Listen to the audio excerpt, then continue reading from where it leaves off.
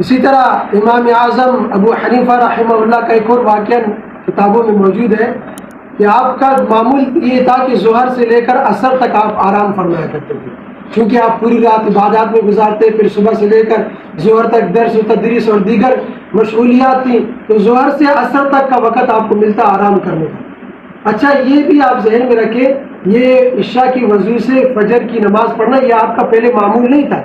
مولانا مسیح اللہ خان رحمہ اللہ نے فرمایا کہ ایک مرتبہ ایک بڑھیا نے امام اعظم کے متعلق کہا کہ یہ وہ شخص ہے جو عشاء کی وضو سے فجر کی نماز پڑھتے ہیں۔ امام اعظم نے سنا اور پھر اس کے بعد یہ عمل شروع کر دیا۔ کیوں؟ تاکہ اس بڑھیا کو اس کا گمان سچ ثابت کرنے کے لیے اور اس گویا کہ جھوٹ سے بچانے کے لیے، کیونکہ امام اعظم کا معمول نہیں تھا، تو امام اعظم نے اس کے بعد معمول شروع کیا تاکہ اس کا یہ گمان سچ ہو اور یہ اس جھوٹ سے بچ جائے۔ پھر امام اعظم نے عشاء کی وضو سے فجر کی نماز یہ پھر آپ نے اپنا معمول بنا لیا۔ تو بہرحال پوری رات چونکہ عبادات میں درس صبح سے پھر ظہر تک درس و تدریس میں، تو ظہر سے عصر تک آپ کا معمول آرام فرمانے کا تھا۔ ایک مرتبہ اسی طرح اپنے معمول کے مطابق آپ ظہر سے عصر آرام کے لیے گھر تشریف لے آئے اور آرام کرنے لگے کہ اتنے میں ایک دستک ہوئی دروازے پر۔ آپ اٹھے اور دروازہ کھولا، دیکھتے ہیں کہ ایک صاحب ہے اور کہہ رہے مجھے مسئلہ پوچھنا۔ اب دیکھیں، آپ اندازہ لگائیں، مسئلہ پوچھنے کا وقت جب ہوتا ہے، آپ بیٹھے ہوتے ہیں پورا صبح سے لے کر ظہر تک، اس وقت نہیں پوچھ رہے، حالانکہ معلوم ہے یہ آرام کا وقت ہے، لیکن پھر بھی اس وقت پہ آ رہے تنگ کرنے کے لیے۔ لیکن امام اعظم رحمہ اللہ بالکل غصہ نہیں ہوئے، آپ نے میرا بالکل پوچھے۔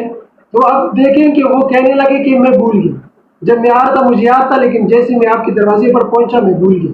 تو امام اعظم پھر بھی غصہ نہیں ہوئے، کہنے لگا اچھا کوئی بات نہیں، جب یاد آ جائے پھر پوچھ لینا۔ وہ صاحب گئے، امام اعظم جب جیسے آئے آرام کرنے لگے، دوبارہ دستک ہوئی۔ اب دوبارہ آئے، دیکھا وہی صاحب کھڑے اور کہہ رہے ہیں کہ بھائی مسئلہ پوچھنا ہے۔ امام صاحب پھر بھی غصہ نہیں ہوئے، کہنے لگے پوچھیے۔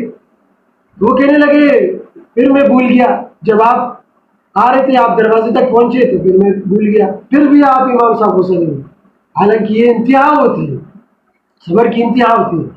تو آپ پھر گئے آرام کے لیے، پھر دوبارہ تیسری سے 12 دستک ہوئی تو آپ دوبارہ آئے، وہی صاحب کھڑے اور کہہ رہے مسئلہ یاد آ گیا۔ امام صاحب پھر بھی غصہ نہیں ہوئے اور پوچھا کہ مسئلہ پوچھیے۔ انہوں نے مسئلہ بھی کیا پوچھا اس سے اندازہ لگے، الیاذ باللہ، اللہ تعالیٰ ہمیں معاف فرمائے۔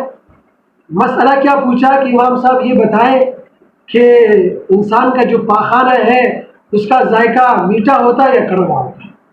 الیاذ باللہ، توبہ، مسئلہ بھی کیسا پوچھا، لیکن امام صاحب کا ظرف ہے، پھر بھی آپ غصہ نہیں ہوئے بلکہ بتایا مسئلہ۔ یہ نہیں بولا یہ کوئی مسئلہ پوچھنے کا، حالانکہ ہر سوال کا جواب نہیں، لیکن پھر بھی آپ کو بتایا کہ دیکھیں جب تازہ تازہ ہوتا ہے تو اس وقت اس کا ذائقہ میٹھا ہوتا ہے، جب وہ خشک ہو جاتا ہے اس کا ذائقہ کڑوا ہوتا ہے۔ اب اس کا جواب دے کے وہ کہہ رہے ہیں کہ آپ نے چکھا، اندازہ لگائیں بدتمیزی کی انتہا ہے۔ امام صاحب نے پھر بھی حوصلے سے کام لیا اور کہا نہیں، بلکہ جب تازہ ہوتا ہے مکھیاں بیٹھتی ہیں تو مکھیاں مٹاس پر بیٹھتی ہیں تو اس کا مطلب میٹھا ہوتا ہے، جب خشک ہو جاتا ہے تو مکھیاں نہیں بیٹھتی ہیں تو اس کا مطلب ہے وہ کڑوا ہوگا۔ اندازہ لگائیں، پھر وہ توبہ طائب ہوئے اور کہنے لگے میں آپ سے جیت نہیں سکا، میں حالانکہ آپ کو آزمانا چاہ رہا تھا، تنگ کرنا چاہ رہا تھا، آپ میں کتنا صبر ہے کتنا حوصلہ ہے، لیکن آپ کے صبر کی انتہا ہے، آپ کے حوصلے کی برداشت کی انتہا ہے۔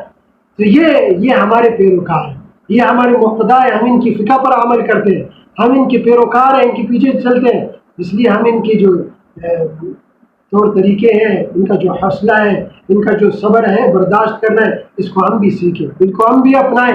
ہر بات پر فوراً اپنا غصہ نہ نکالیں، فوراً ریئیکٹ نہ کریں، رد عمل نہ دیں، صبر اور حوصلے سے کام لیں۔